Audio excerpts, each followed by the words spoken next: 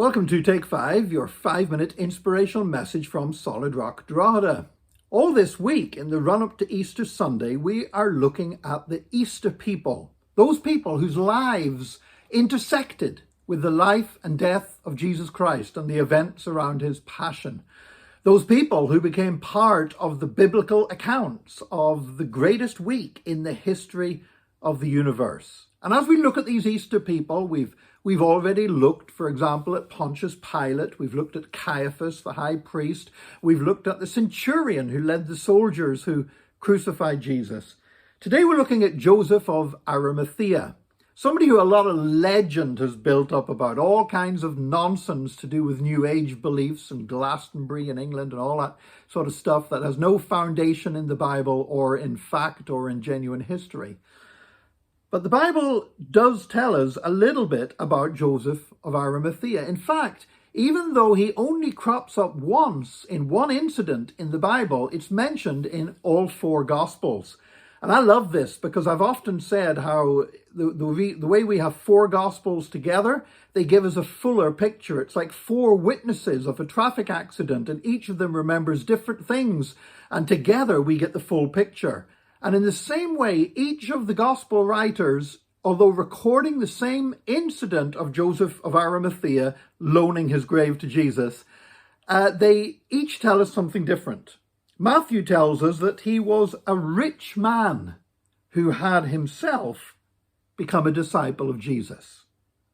Mark tells us he was a prominent member of the council, the Sanhedrin, the ruling Jewish council, who was himself waiting for the kingdom of God, and he went boldly to Pilate.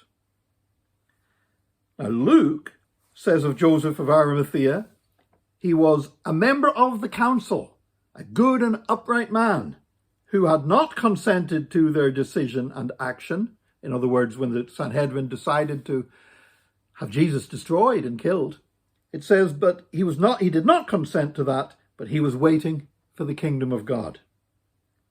And then John gives us another detail. It says Joseph was a disciple of Jesus, but secretly, because he feared the Jews. And when John uses the word Jews, he's not just talking about Jews in general. He's talking about the Jewish religious authorities. So we know that although he was a member of the Sanhedrin, according to John, he was a follower of Jesus secretly. So even when he was not consenting and was arguing against their decision to have Jesus arrested and set up for trial, he still did not reveal to them that he was a disciple of Jesus because he feared them. But John also tells us something else, that whenever Joseph went forward to Pilate to request Jesus' body so he could bury him in his own grave, he was accompanied by Nicodemus. Yes, that Nicodemus, the man who came to Jesus by night in John chapter 3 and was told, you must be born again.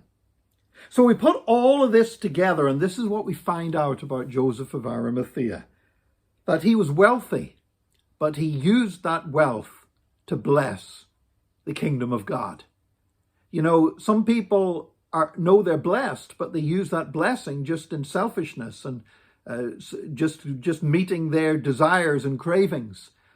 But Joseph of Arimathea was somebody who knew he was blessed in order to be a blessing. So we know he was blessed, wealthy and blessed to be a blessing. We know that even in the midst of wickedness, such as that Jewish Sanhedrin full of religious scheming and religious politics, they were still righteous people.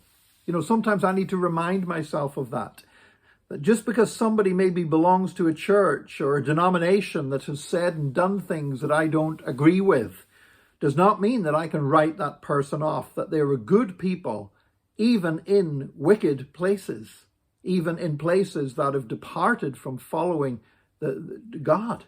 There are still good people there. And so we should never judge somebody because we don't agree with the church or denomination that they happen to belong to.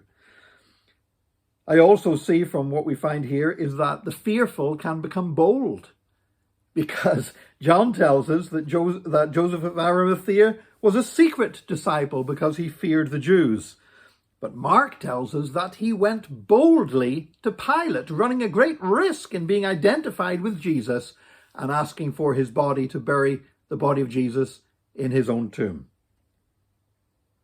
But you know what? The greatest thing of all about Joseph of Arimathea is that he thought he was giving a tomb for Jesus, but he was only lending it because 3 days later, that same tomb would once again be empty, ready for Joseph himself whenever he reached his dying day.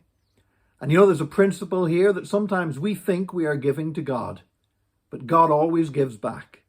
And in fact, when we think we're giving to God and it seems such a great sacrifice, we're actually only loaning to him. Joseph thought he was giving this tomb, a tomb that he had obviously invested in order to be his own burial place, but he only loaned it. He got it back. And God repays when we give to him. Thank you for joining us today for this Take 5, your 5-minute inspirational message from Solid Rock Drogheda. And please join us again tomorrow as we look at another one of the Easter people.